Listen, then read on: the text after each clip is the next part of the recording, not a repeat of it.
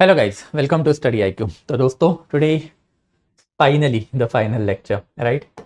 This will be the concluding lecture. Development of science and technology under British India. First of all, extremely sorry, बहुत ही ज़्यादा लंबी चली है ये series. Lots of troubles were there in between and that's why I could not continue it on a regular basis. Paid lecture ही दिन में कम से कम 2 या 3 लेक्चर जब रहते हैं तो फिर बहुत ही ज़्यादा एक्सर्टिंग मैटर हो जाता है वो, and that's I could not finish it on time. It should have been finished by December January last year, but I could not do it. But in any ways the idea was that only कि भले ही वो जल्दी finish up ना हो, धीरे धीरे करके क्यों ना इसको ख़त्म अप किया जाए या फिर रैप अप किया जाए, बिकॉज यूपीएससी की journey itself is of 2 to 3 years. And 2 से 3 साल में जो यूपीएससी की जर्नी होती है उसमें फिर this particular data will be there with you. काफ़ी कॉम्प्रिहेंसिव सीरीज है ये. If you are an optional student then obviously as an optional student आपको बहुत ज़्यादा बेनिफिट देगा, specifically the period in between 1857 से लेके 1947 as well as miscellaneous topic. And even if you are from the GS perspective, तो GS में भी आपका एक बहुत ही बढ़िया पर्सपेक्टिव इसमें डेवलप्ड होगा. You will get to know कि एग्जैक्टली पॉलिटिक्स फ्लो कैसे करता है, and it will also have a very very radical change of thinking on your part which is very much required. UPSC में अगर आपको selection करना तो 2 चीज़ों की बहुत बड़ी रिक्वायरमेंट होती है. एक तो आप अपॉलिटिकल रहो, या फिर अगर आप पॉलिटिक्स में घुस रहे हो then keep a utmost knowledge. वरना होगा क्या कि वो एक बायसनेस दिखाई देगा, एंड वो बायसनेस जो है it is somewhere down the line is going to kill you off. आप बायसनेस पर्सनल ओपिनियन में रखो, सोशल मीडिया में दिखाना, दोस्तों में बात करना, it does not matter much, but in front of an interview panel अगर कोई भी एक बायसनेस ऐसी तरीके से चला गया जो कॉन्स्टिट्यूशन के खिलाफ है, then it is going to cost you. And I hope it is quite clear कि अब since this is a concluding session कि constitutional provision इतने ज़्यादा significant क्यों है, कि भाई India has to be a secular country, भाई reservation is there in our country, and ऐसे मल्टीपल अदर इश्यूज जो है हमने पहले ही डिस्कस करके रखे हैं, जैसे बोस वर्सेस पटेल, या फिर बेसिकली बोस वर्सेस गांधी, या फिर नेहरू प्राइम मिनिस्टर होने चाहिए थे, पटेल होने चाहिए थे, जिन्हा का क्या पर्सपेक्टिव रहा है, and so many other things have already been taken care of. PPT हमेशा बेस बना के चलोगे इसमें. पीपीटी काफ़ी ज़्यादा कॉम्प्रिहेंसिव है मेरी, इनफैक्ट जो मैं ऑप्शनल में यूज़ करता हूँ उसी का एक कर्टेल्ड वर्जन ऑफ पीपीटी मैंने आपको यहाँ पे देके रखा हुआ है. ऑप्शनल में हार्डली 20 to 30% जो है एक्स्ट्रा चीज़ें आपको फिर दिखाई देगी, and that's why I hope it is quite clear कि ये पूरी सीरीज जो है since this is the last lecture, इसका मैक्सिमम पॉसिबल बेनिफिट आपको लेना चाहिए. It will help you not only in your prelims but also GS का जो आपका हिस्ट्री का पेपर है वो, even in fact in your essay as well as GS2, GS3, GS4 for a better understanding as well as in the interview. तो इसको वापस देखो, अभी भी we have 1 more month to go, and ये 1 मंथ में अगर आपने 92 to 93 लेक्चर, हार्डली 1-1.5 घंटे की है सारे लेक्चर, तो अगर इसको वापस से रिविजिट भी कर लिया तो you will be able to finish it up very in a very efficient manner, I can say that. तो let's move towards this topic guys now. But लेते हैं the last topic that is concluding topic, that is development of science and technology under British India. Obviously आगे जाने से पहले you'll get access to this PPT on the Telegram channel of us, and on the Instagram channel you will get the opportunity to ask any doubt that you might be having. कोई भी doubt रहेगा then just shoot the doubt to me to the Instagram. Obviously I will reply it on you. Let's move forward, आगे बढ़ लेते हैं फिर. Okay, now development of science and technology हमेशा ही important रहती है. इनफैक्ट साइंस एंड टेक्नोलॉजी से ही हम लोगों ने एंशियंट खत्म किया था, साइंस एंड टेक्नोलॉजी से हम लोगों ने बाय एंड लार्ज मीडिएवल भी खत्म किया था, एंड ऑब्वियसली फिर मॉडर्न इंडिया भी हम लोगों को साइंस एंड टेक्नोलॉजी पे ही खत्म करना पड़ेगा. साइंस एंड टेक्नोलॉजी हमेशा इंपॉर्टेंट है. इन 1950 when constitution commenced, the founding father of the nation had seen a dream that India must not now or must never now again move towards the religion. India shall move towards the modernism, and that modernism shall be based upon science and technology rather than andhashraddha, rather than false scriptural belief, we can say that.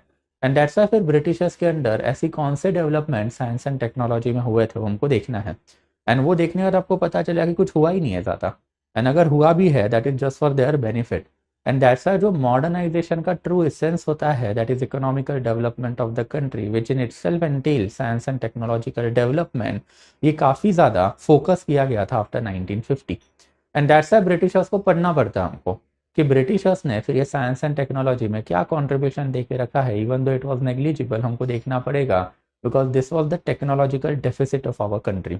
Ancient time period में India की technology काफ़ी बड़ी रही है, medieval time period up to Mughals India का science and technology काफ़ी बढ़िया रहा है, बट फिर ब्रिटिशर्स के अंडर साइंस एंड टेक्नोलॉजी में इतने ज़्यादा डेवलपमेंट आपको नहीं दिखाई देंगे इन 18-19 century.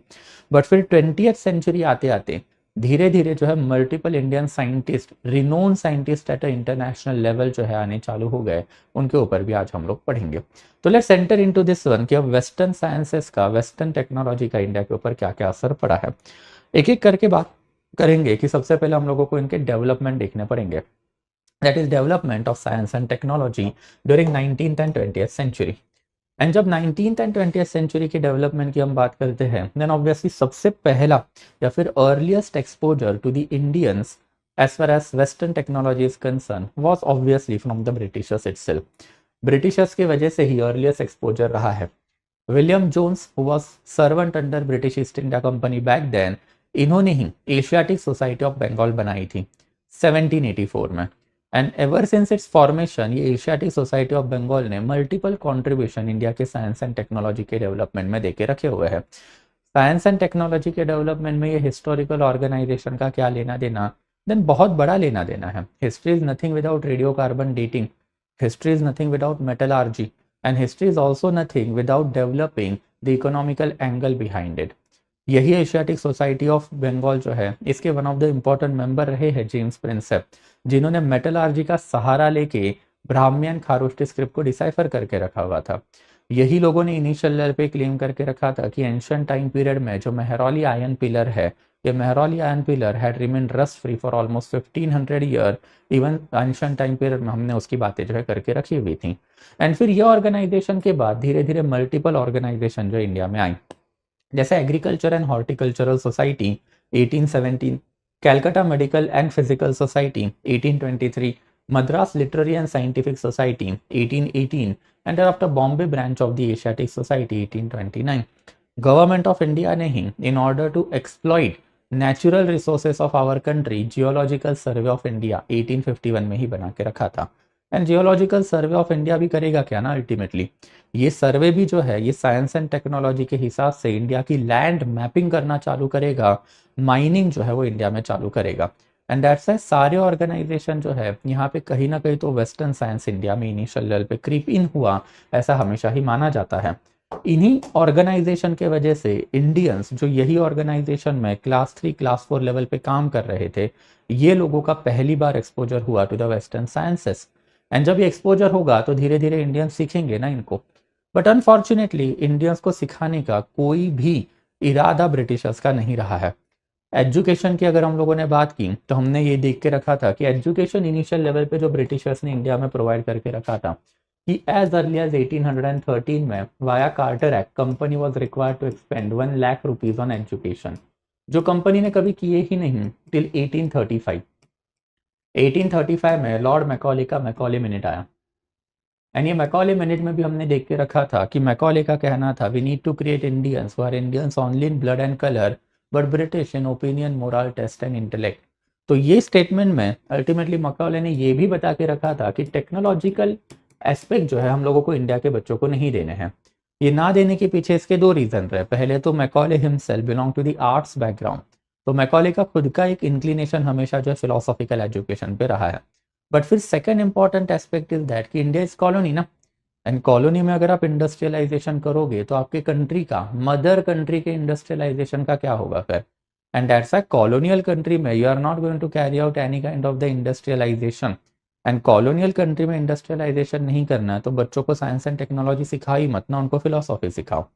Through out modern India के लेक्चर मैंने ये चीज़ को हाईलाइट करके रखा था कि Britishers are going to repent it, because जब अपने फिलोसॉफिकल एजुकेशन बच्चों को दिया तो अपने बच्चों को क्या बनाया, रेवोल्यूशनरी बनाया। एंड बच्चों को अगर आप रेवोल्यूशनरी बनाओगे तो वो कंट्री आपसे इंडिपेंडेंस लेके जाएगी ही जाएगी। इससे बेटर आप ये कंट्री का डेवलपमेंट कराते तो Indians could have been more loyal to you. ये स्टेटमेंट दादा भाई नौरोजी हमेशा दिया भी करते थे, if you remember. But in any ways यहाँ पे भी हमको दिखाई देता है कि कोई साइंटिफिक एजुकेशन इंडिया में नहीं आया। 1853 के अप्रोक्सीमेटली इंडिया में फिर वुड्स डिस्पैच आया। एंड वुड्स डिस्पैच की अगर हम लोग बात करते हैं तो इन्होंने साइंटिफिक एजुकेशन की बातें भी करके रखी थी। इनफैक्ट वुड्स डिस्पैच के अंडर ही फिर 1861 में रूरकी कॉलेज जो है ऑफ इंजीनियरिंग, तो Roorkee college of engineering establish भी किया गया था, बट फिर भी यहाँ पे भी development of science and technology हमको इतनी ज़्यादा नहीं दिखाई दी है। जो ट्रू एफर्ट ब्रिटिशर्स ने साइंस एंड टेक्नोलॉजी के डेवलपमेंट में लिए थे, इट वॉज समवेयर अराउंड 1875। 1875 में सबसे पहले मद्रास यूनिवर्सिटी जो है, इन्होंने मैट्रिकुलेशन एग्जाम में जियोफिजिकल साइंसेज लाने चालू कर लिए। मतलब फिजिक्स एंड आफ्टर जियोग्राफी, ये दोनों जो बड़े साइंस है, साइंटिफिक फील्ड है, इनको एंटेल करना चालू कर दिया। वैसे ही 1875 में ही अगर हम लोग बात करते हैं तो बॉम्बे ने सबसे पहले, या फिर बॉम्बे यूनिवर्सिटी ने सबसे पहले जो है साइंस में डिग्रीज ग्रांट करना चालू करके रखी थी। एंड फाइनली कैलकाटा यूनिवर्सिटी ने 1875 में ही अपना जो सिलेबस है उसको 2 ब्रांचेस में डिवाइड करके रखा हुआ था कोर्सेस को, कि आपको लिटरेरी कोर्सेस लेने हैं या फिर बेसिकली साइंटिफिक कोर्सेस लेने हैं। तो अगर आपको लिटरेरी कोर्सेस लेने हैं तो you are going into the philosophical education, अगर आपको साइंटिफिक कोर्सेस लेने हैं तो you are going into scientific education. तो ये चीज़ें जो है ये क्लियरली बताती है कि जो लैकलस्टर एटीट्यूड रहा है ब्रिटिशर्स का towards technical education of Indian, it was quite open, it was not secret one. And 1875 के बाद भी जो अपने इंडिया में साइंटिफिक एजुकेशन देना चालू किया था, ये कोई कोर साइंसेस नहीं थे, ये जियोफिजिकल साइंसेस ही हमेशा ज़्यादा रहे हैं। ये जियोफिजिकल साइंस का एजुकेशन देने के पीछे का रीज़न भी हमको पता है कि जो ब्रिटिशर्स ने मल्टीपल साइंटिफिक बॉडीज इंडिया में बना के रखी थी, ये साइंटिफिक बॉडीज में क्लास 3 क्लास 4 लेवल के पर्सन्स आपको चाहिए ना, वो लोग जो है आपको हेल्प करेंगे in order to carry out bigger research by the bigger people. And फिर यही वाली चीज़ जो है हम लोगों को ब्रिटिशर्स के साइंटिफिक रिसर्च में भी दिखाई देती है कि ब्रिटिशर्स के अंडर इंडिया में कुछ फेमस साइंटिफिक रिसर्चेस हुए, बट अगेन ये फेमस साइंटिफिक रिसर्च में आपको कहीं भी इंडियंस का नाम दिखाई ही नहीं देगा, ये सारे ब्रिटिश लोग ही रहे हैं। जैसे रोनाल्ड रॉस, जिन्होंने मलेरिया के जो मॉस्किटोज है उसके ऊपर काफ़ी इलैबोरेट रिसर्च करके रखा था इंडिया के जंगलों में जाके। या फिर even we can talk about basically McNamara, जिन्होंने कॉलरा के ऊपर काम करके रखा था, हॉफकिन जिन्होंने प्लेग के ऊपर काम कर रखा था। इन्हीं के ऊपर हॉफकिन इंस्टीट्यूट ऑफ इंडिया बनी हुई है, जो इंडिया की one of the largest you can say vaccine making organisation भी है, as well as certification organisation भी है। एंड डॉक्टर रॉजर्स ने काला आजार के ऊपर जो है इंडिया में आकर रिसर्च करके रखे हुए थे। वैसे ही we can talk about basically Robert Koch, इन्होंने भी कॉलरा के ऊपर इंडिया में ही आके जो है रिसर्च इनिशियल लेवल पे करके रखा था। इसके अलावा इंडिया में फिर बैक्टीरिया रिसर्च लेबोरेटरी जो है ये भी सेटअप करके रखी हुई थी मल्टीपल जगह पे, बॉम्बे, कैलकाटा, मद्रास। बट इसमें भी अल्टीमेटली आपको दिखाई देगा कि किसी भी तरीके का इंडिया का प्रेजेंस नहीं था। धीरे धीरे यही रिसर्च लेबोरेटरी आपने जब दूसरे जगह पे शिफ्ट की, जैसे फॉर एग्जांपल कसौली में, कन्नूर में, मुक्तेश्वर में, तो वहाँ पे भी आपने इंडियंस को जो है रिसर्च के काबिल नहीं समझा। अगर कोई इंडियन रिसर्च करना भी चाह रहा है तो उसको कभी भी स्पॉन्सरशिप ब्रिटिशर्स नहीं दिया करते थे। तो ब्रिटिशर्स ने एवर सिंस 1835 ये चीज़ काफ़ी इलेबोरेटली मैनेज करके रखी थी कि इंडियंस को किसी भी तरीके का टेक्निकल या फिर साइंटिफिक एजुकेशन नहीं देना है। सो इंडिया में अपने कंडीशन डेवलप कर दी whereby western sciences and western technology is there, but फिर ये western sciences and western technology का कोई भी फायदा इंडियन को नहीं हो रहा था। इनफैक्ट ये सारा फायदा किसको हो रहा था? ब्रिटिशर्स को हो रहा था। जो मैन पावर आप डेवलप कर रहे थे वो लोअर रंग क्लास या फिर लोअर रंग पोजीशंस के लिए आप डेवलप कर रहे थे, एंड वो लोग जो है फिर ये बड़े बड़े जो साइंटिफिक रिसर्चर जो इंडिया में आ रहे हैं इनको सपोर्ट करने का ही काम कर रहे थे as a supporting staff itself. And that's why धीरे धीरे इसके खिलाफ जो आवाज़ें भी उठी। इंडिया की नेशनलिस्ट लीडरशिप ने ही इनिशियल लेवल पे इसको जो है अपोज करना चालू करके रखा था। One of the earliest level पे अगर हम बात करते हैं तो राजा राम मोहन रॉय ने ही governor general Amherst was governor general from 1823 से लेके 1828 तक। तो he was basically the person जिनके बाद में फिर यू कैन से दैट कि William Bentinck came into India. इनके पहले मार्केज ऑफ हेस्टिंग हुआ करते थे, तो उनको पेटिशन भेज के रखा था demanding technical as well as scientific education of the Indian. ये पेटिशन उस जमाने में काफ़ी ज़्यादा डिस्कस किया गया था कि whether India shall truly be moving towards the development education, science and technology education, और India shall basically adhere to its roots. Adhere to its roots मतलब जो हम लोग मकताब मदरसा का एजुकेशन लेते हैं या फिर पाठशाला सांस्कृतिक पाठशालों का जो एजुकेशन लेते हैं उस पर। बट फिर राजा राम मोहन राय का क्रिस्टल क्लियर कहना था कि India need to give away that Brahmanical and Islamic education ना, वो एजुकेशन का इंडिया को कोई फायदा नहीं होने वाला है। इंडिया शॉल स्ट्राइव फॉरवर्ड, और इंडिया को जो है बेसिकली फिर साइंटिफिक एजुकेशन लेना पड़ेगा। फिर इसके ऊपर फिर ज़्यादा कुछ हमको डेवलपमेंट होते हुए दिखाई नहीं देते टिल 1864। 1864 में पहले सर सैयद अहमद खान ने अलीगढ़ साइंटिफिक सोसाइटी एस्टैब्लिश करके रखी थी। 1868 में सैयद इमाद अली ने बिहार साइंटिफिक सोसाइटी बना के रखी थी। This were some of the earliest level of the Islamic nationalist. Imad Ali के ऊपर तो हम नहीं पढ़ते हैं, और that is something for the MA और PhD लेवल का study, not in the UPSC। But Sir Syed Ahmad Khan को तो हमने इलेबोरेटली देखा था। यानी इस्लामिक नेशनल पॉपुलेशन थी जिनका कहना था कि इस्लामिक रिलीजन को अपने बैकवर्डनेस से बाहर निकालने के लिए western education has to be there. In fact जो एंग्लो ओरिएंटल साइंटिफिक सोसाइटी या फिर मोहम्मदन साइंटिफिक सोसाइटी, इसको अलीगढ़ साइंटिफिक सोसाइटी भी बोला जाता है, ये ऑर्गेनाइजेशन का काम ही वही था कि English book Persian as well as Arabic language में आप ट्रांसलेट करोगे और अपने बच्चों को दोगे। तो ये चीज़ें जो है ये भी एक दर्शाता है कि not only in Hindu religion but also in Islamic religion बहुत ही रेयर एफर्ट आपको दिखाई देंगे जहाँ पे Indians are accepting western education wholeheartedly. Indians अभी भी कश्मकश में है कि हम लोग ब्रिटिशर्स का एजुकेशन ले या फिर हमारा जो ट्रू ओरिजिनल एजुकेशन है हिंदू और मुस्लिम एजुकेशन उसमें जाए। वैसे फिर 1876 में महेंद्र लाल सरकार काफ़ी बड़ी पर्सनालिटी रही है। महेंद्र लाल सरकार जो है he was a doctor also, he is also the person जिनको एक क्रेडिट दिया जाता है कि who has dissected a human body for the first time in our country. और इन्होंने एक ऑर्गेनाइजेशन बना के रखा हुआ था, Indian Association for Cultivation of sciences.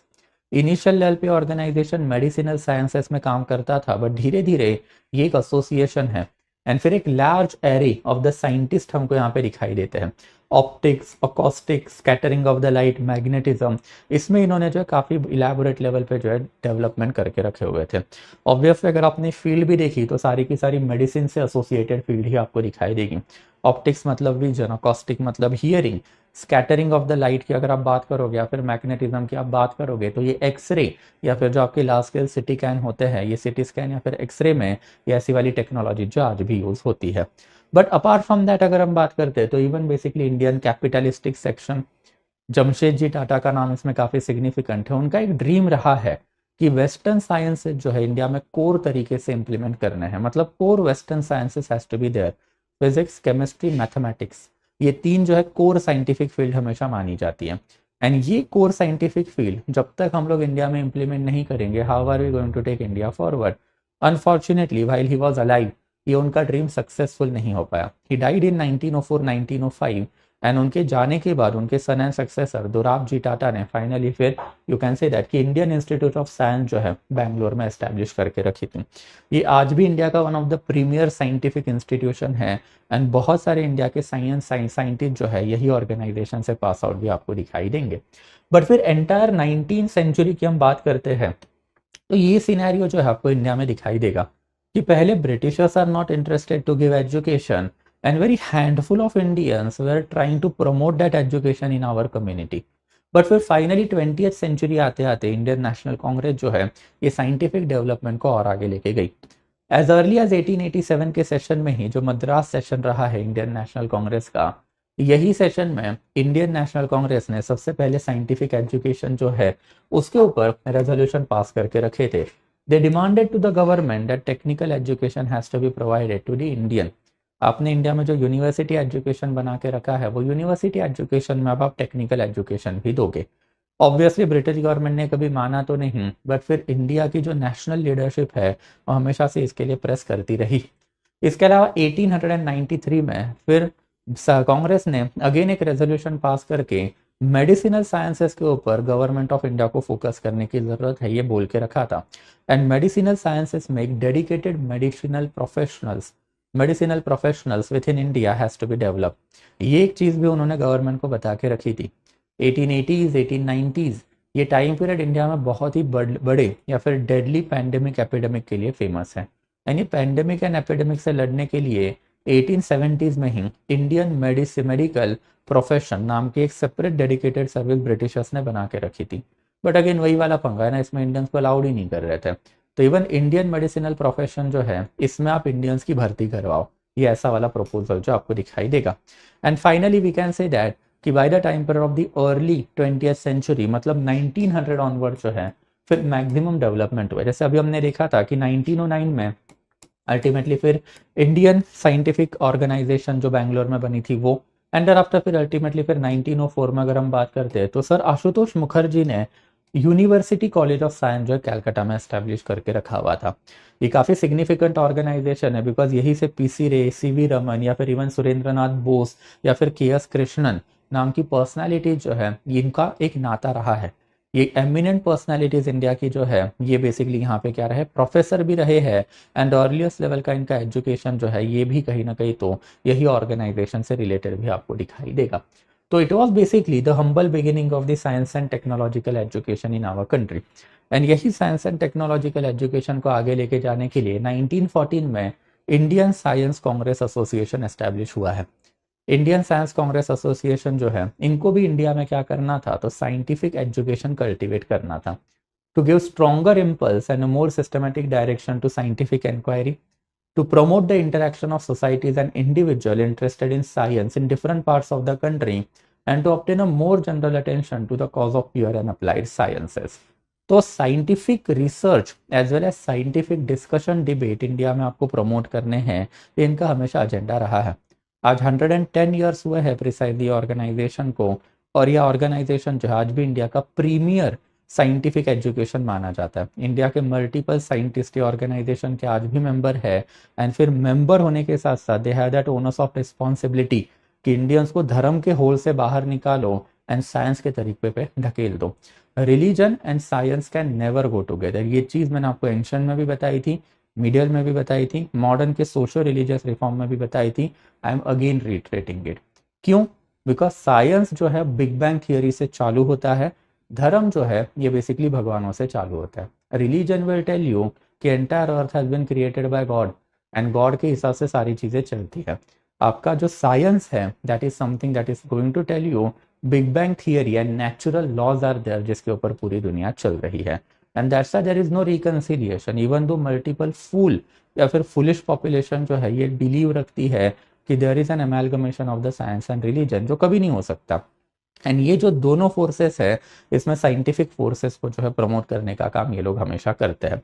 And finally Subhash Chandra Bose ने 1938 में as a president of Indian National Congress जो कमेटी बना के रखी थी, National Planning Committee under Jawaharlal Nehru, ये वाली कमेटी ने भी फिर इंडिया में साइंटिफिक एजुकेशन डेवलप करने के लिए काफ़ी ज़्यादा कॉन्ट्रीब्यूशन दे के रखा हुआ था।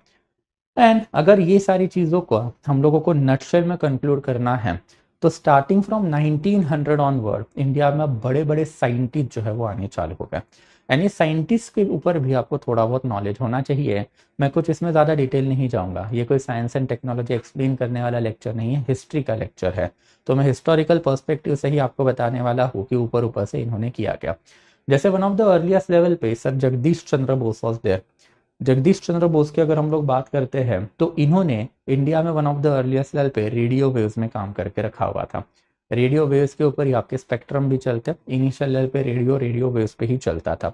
But apart from that he was also quite interested in the plant biology. And plant biology के लिए इन्होंने एक अपना खुद का इंस्ट्रूमेंट बना के रखा था दैट इज क्रेस्कोग्राफ। क्रेस्कोग्राफ जो है ये बेसिकली प्लांट का जो ग्रोथ है वो मेजर करता है। तो ये इंस्ट्रूमेंट इन्होंने ही डिजाइन करके रखा था जो आज भी ह्यूमंस यूज करते हैं। एंड अपार्ट फ्रॉम दैट इन्होंने एक बुक भी लिख के रखा था, response in the living and non living and nervous mechanism of the plant. तो plant biology and after radio waves इसमें इनका जो है बहुत बड़ा नाम रहा है। वैसे ही फिर सत्येंद्र नाथ बोस, इनका नाम तो इंडिया में वर्चुअली सबको ही पता है। बोस आइंस्टाइन कंडेंसेट आपने सुना होगा। बोस आइंस्टाइन कंडेंसेट जो है ये one of the state of matter माना जाता है। जैसे लिक्विड, सॉलिड एंड गैस, ये तीन स्टेट ऑफ मैटर जो है सबको पता रहता है, but it is just for your information fourth state of matter जो है इसको प्लाज्मा बोला जाता है। एंड ये जो फोर्थ स्टेट ऑफ मैटर जो है दैट इज प्लाज्मा, इसका one of the categorisation is Bose Einstein condensate. ये जो पहले तीन स्टेट है ये नेचुरल स्टेट माने जाते हैं, प्लाज्मा जो है ये मैन मेड स्टेट माना जाता है। एंड फिर ये स्टेट ऑफ मैटर काफी सिग्निफिकेंट होते हैं। ये स्टेट ऑफ मैटर है इसीलिए पूरी दुनिया है, ये स्टेट ऑफ मैटर नहीं है तो दुनिया नहीं रहेगी। तो तीन नेचुरल है, liquid, solid, gas, and fourth manmade जो है ये बेसिकली फिर Bose Einstein condensate. And Bose Einstein condensate जो है ये लेबोरेटरी में बनाने वाला मैटर है, otherwise matter cannot be created. Very few occasion के ऊपर ये laws of sciences have been broken down and one of the significant contribution जो इनका भी रहा है। देयर आफ्टर फिर नेक्स्ट इंपॉर्टेंट जो है ऑब्वियसली फिर सीवी रमन। सीवी रमन जो है इनको काफी सिग्निफिकेंट लेवल पे हम लोग मानते हैं because of A scattering of the light phenomenon, जिसको रमन या फिर रमन इफेक्ट भी बोला जाता है। ये रमन इफेक्ट जो है या फिर रमन स्कैटरिंग एग्जैक्टली है क्या? तो इनका कहना था कि जब ray of light transparent material से ट्रांसफर होती है तो उसका वेवलेंथ चेंज होता है। अब वेवलेंथ क्या होता है मैं आपको ये वाले लेक्चर में नहीं समझा पाऊंगा, उसके लिए आपको साइंस के लेक्चर देखने पड़ेंगे। अगर नहीं समझना है एक लाइन में रख लो कि whenever a ray of light passes through a transparent material obviously its wavelength got changed। And ये जो रमन स्कैटरिंग है, ये रमन स्कैटरिंग जो है काफ़ी ज़्यादा सिग्निफिकेंट माना जाता है इन द ऑप्टिकल फाइबर। आज के टाइम पीरियड में आपका पूरा का पूरा ह्यूमैनिटी ऑप्टिकल फाइबर पे चल रहा है। ऑप्टिकल फाइबर की वजह से इतना बड़ा डिजिटाइजेशन भी आपको दिखाई देगा, तो उसमें उनका एक जो बहुत बड़ा कॉन्ट्रीब्यूशन रहा है। And further he was the first Asian person, first non-white person and first Indian also to receive, we can say that this thing that is Nobel Prize in the Science। It is just an unfortunate aspect कि वो ज़माना racism का ज़माना था 1950s के पहले वाला। And that's despite producing काफ़ी सिग्निफिकेंट साइंटिस्ट लाइक हिम, इन्होंने तो मैन मेड मैटर बना के रखा था, इससे बड़ी साइंटिफिक डेवलपमेंट कोई हो ही नहीं सकती along with Albert Einstein. And thereafter apart from that him, जिन्होंने इनिशियल लेवल पे radio wave, microwave as well as plant biology में काफ़ी इलैबोरेट रिसर्च करके रखे थे, इनको नहीं दिया उन्होंने, that is basically Nobel laureate. But फिर इनको मिला एंड इनको बेसिकली जो है इंडिया के साइंस का वन ऑफ द सिग्निफिकेंट ये भी माना जाता है, फाउंडिंग फादर भी माना जाता है। इन्होंने जिस दिन रमन इफेक्ट को डिस्कवर किया था, that particular date is still celebrated as a national science day in our country. वैसे फिर पीसी रे के ऊपर हम लोगों ने even during the time period of the swadeshi movement भी बात करके रखी थी कि इन्होंने बंगाल केमिकल स्टोर या फिर स्वदेशी केमिकल स्टोर एस्टेब्लिश करके रखा था। बट यही पीसी रे जो है he is basically the father of Indian chemistry. As a father of Indian chemistry जो है इन्होंने फार्मास्यूटिकल इंडस्ट्री में मल्टीपल केमिकल को मिक्स करने के कॉम्पोजिशन, उसके फॉर्मूला, उसके ऊपर का रिसर्च जो है हमको दे के रखा हुआ है। इन्होंने बेसिकली एक बुक भी लिख के रखा था, history of Hindu chemistry from the earliest time to the middle of the 16th century. तो ये भी एक काफी सिग्निफिकेंट एस्पेक्ट जो है पीसी रे का माना जाता है। And finally we can say that Prasanna Chandra Mahalanobis, PC Mahalanobis का नाम इंडिया में किसको नहीं पता। He is affiliated with the first planning commission. But apart from that PC Mahalanobis जो है ये काफी ज्यादा सिग्निफिकेंट पर्सनैलिटी है फॉर द मैथमेटिक्स में अल्टीमेटली इन्होंने महालानोबिस डिस्टेंस जो एक स्टैटिस्टिकल मेजर है इसके ऊपर अपने फॉर्मूला जो है दे के रखे हुए हैं। तो टॉकिंग ऑफ 20th सेंचुरी आपको क्लियरली दिखाई देगा कि इवन दो 19th सेंचुरी में Britishers tried to scuttle the education of India as far as science and technology is concern, वो नहीं रोक पाए। 20th सेंचुरी में नेशनल लीडर्स ने as well as capitalistic section ने इंडिया के साइंस एंड टेक्नोलॉजी को बढ़ावा भी दिया। And India has produce some of the fantastic minds across the world